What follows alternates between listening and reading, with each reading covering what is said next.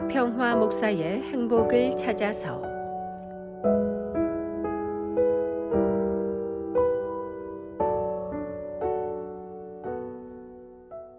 (8월 15일은) 대한민국 광복 78주년이 되며 정부 수립 75주년이 되는 역사적으로 의미 있는 날입니다. 1945년 일본이 무조건 항복을 선언하였습니다. 카이로 선언에서 한국 민족의 노예 상태라는 표현을 했습니다. 한국 민족은 40년간 악독한 일본 제국주의의 쇠사슬에 얽매여 온갖 자유를 잃고 종로로 닫은 노예 상태에서 노임을 얻었습니다. 해방은 곧 자유를 가져왔던 것입니다. 자유는 곧 생명입니다. 자유 없는 삶은 곧 죽음이란 말입니다. 대한민국의 자유는 거저 주어진 것이 아닙니다. 수많은 독립투사들의 항쟁과 국내외의 민족들의 기도와 물질 후원으로 독립운동을 할 수 있었습니다. 독립운동가들 중에 이승만 초대 대통령은 특히 자유를 위해 살았습니다.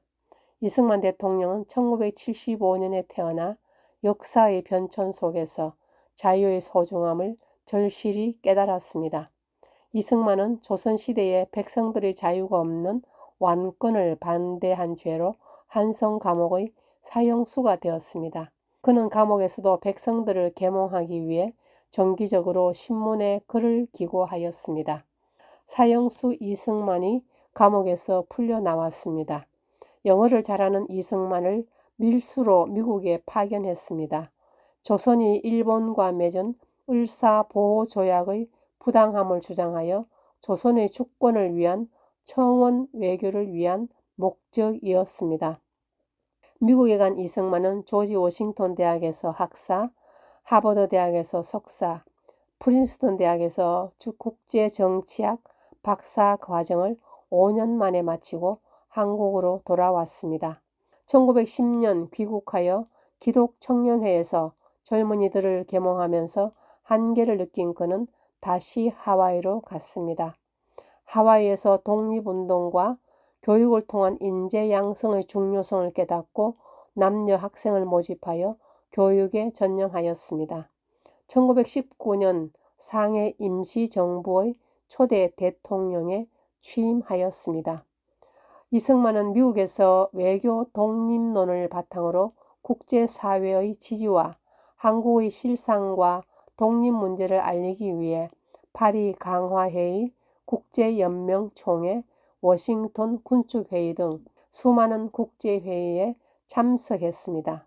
해방 후에 한국으로 돌아와 자유민주주의 한국 정부 수립을 위해 소련과 미국의 신탁 통치 반대 운동을 했습니다. 1948년 한국의 초대 대통령으로 당선되었습니다.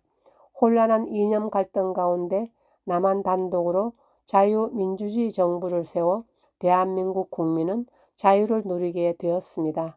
초등학교 의무교육을 실시하여 전 국민 문맹태치와 여성평등 교육으로 여성의 권리와 자유를 누리게 했습니다.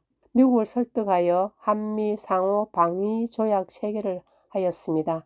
지금까지 한국의 안정과 자유를 누릴 수 있는 기반이 되었습니다.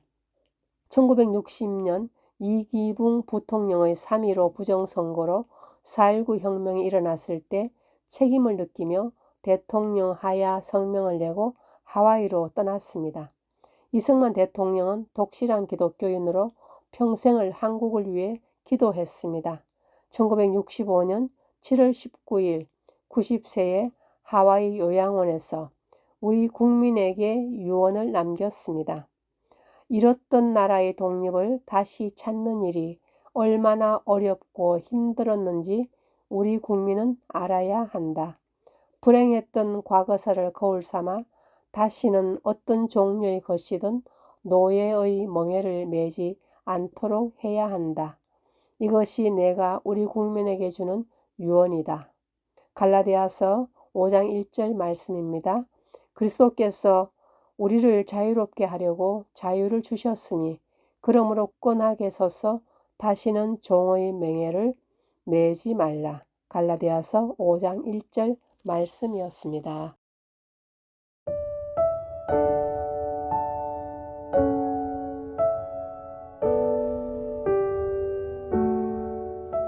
지금까지 시카고 언약장로교회 협동 목사이신 곽평화 목사의 행복을 찾아서였습니다.